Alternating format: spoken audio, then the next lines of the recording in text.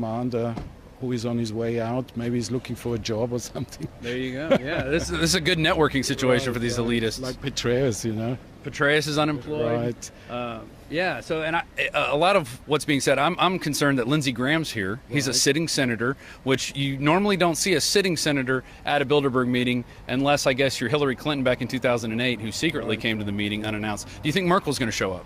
No, I don't think so. But because she's on her way out, I think the reason why the three ministers, German ministers, are coming is because maybe they will select her, who will follow her. Her successor. Here. Yeah, and it could be von der Leyen, the defense minister. Okay. I mean, there's some rumors about that. Right.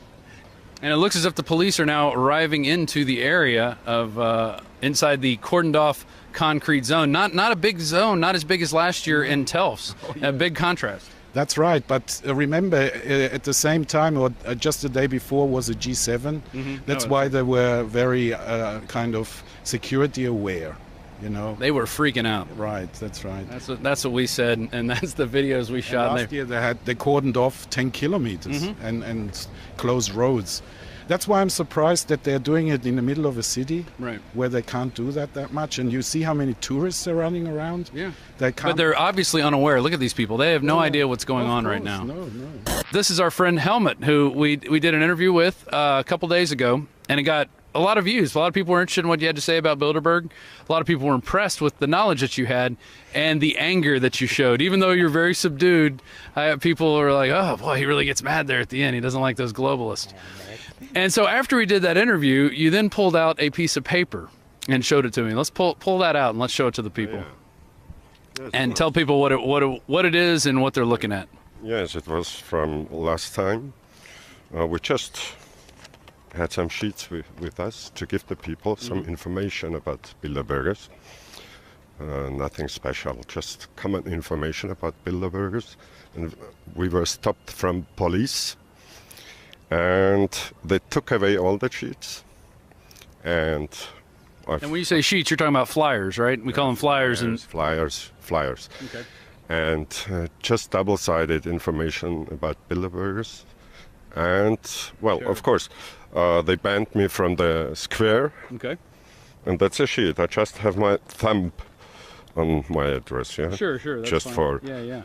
I don't like Bilderbergers here. I don't like them at home. Yeah, Exactly. Yeah. Well, read to the people what it says, because most of the people here speak Well, English. it means in German it's Ordnungswidrigkeit. This means some lower crime Okay. Against the Saxonian media law. The media law. Media law. Ordnungswidrigkeit, sächsisches Pressegesetz. So they put all the flyers. And I will get not only this ticket, but some letter in a few weeks or some days. Well, I don't care. I make it like, how was it? Elvis Presley? Yeah. Return to sender, address unknown, something like this. Right. Well, yes, and that's a ticket. Yeah. So they gave you a ticket for passing out flyers. You essentially got ticketed. That's right. And they also banned me from the square. Yeah. But they've been very polite, yeah? Oh, yeah. They were friendly. And Here's a polite. ticket. This is polite. Yeah, but they really said, one policeman said, I'm very sorry, but we are instructed from local government to watch very closely, clearly everything because of this event here in Taschenberg. What's the name of this paper? A Sächsische Zeitung from today. Okay. And here you can read 15,000 anti-fascistische action. An action And from anti-fascist is another name for leftists, right? Yes. People who don't really have Yes. jobs. Yeah. But they get Antifa. They get money per hour, about 45 euro.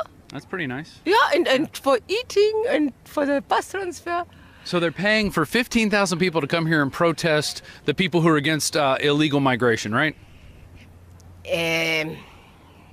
What they did in the real, maybe not every person gets the money. I don't know. Right. But the leaders do. But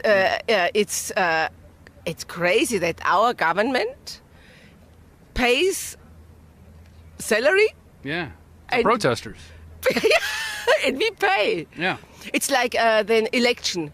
The election, many posters, many informations in the news or newspaper, and we pay. That we make a cross, write a cross for a special party. Right.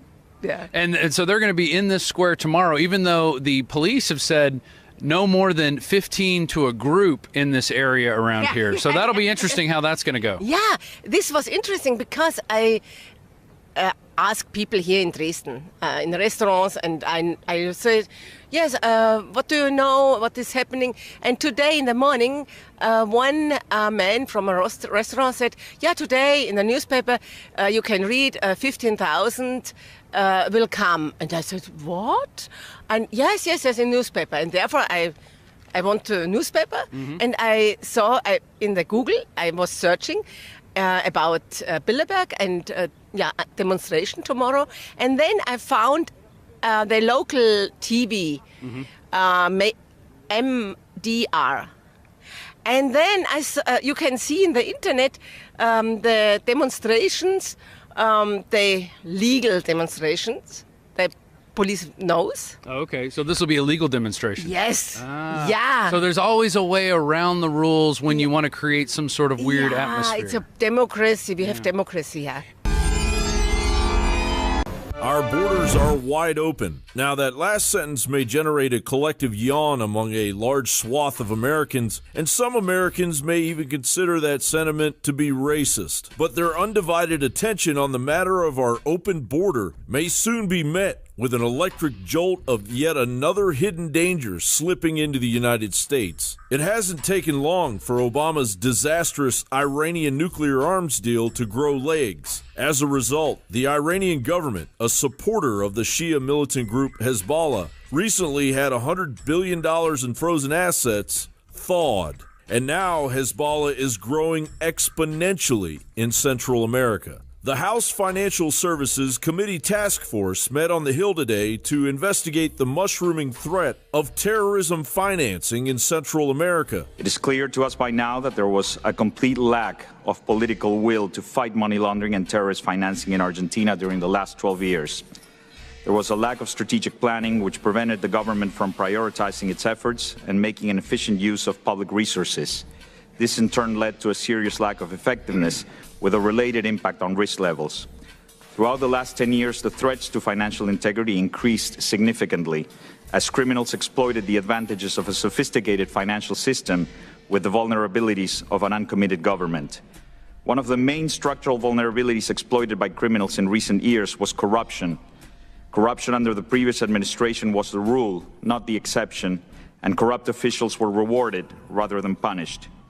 At our financial intelligence unit in particular, the situation was also critical. The strategy was to have no strategy, which allowed for a discretionary use of anti-money laundering and counter-terrorist financing tools. And you're saying that it's expanding? It is expanding, yes, sir. It is expanding because it is making a conscious, sustained, well-funded effort to actually reach out not just to the local Shia communities, which are mainly Syrian and Lebanese, but it is actually reaching out to convert non-Muslims to Shia Islam. So you have the supreme leader surrogates there on the one hand, and then in tandem with that, you have Hezbollah. Correct. And what I see is that the Hezbollah clerics are mainly focusing on the Shia communities of Arab immigrants of Lebanese and Syrian descent. The Iranians are focusing on the outreach missionary effort, but they are combined most of the time. They're overlapping in the same mosques, in the same centers.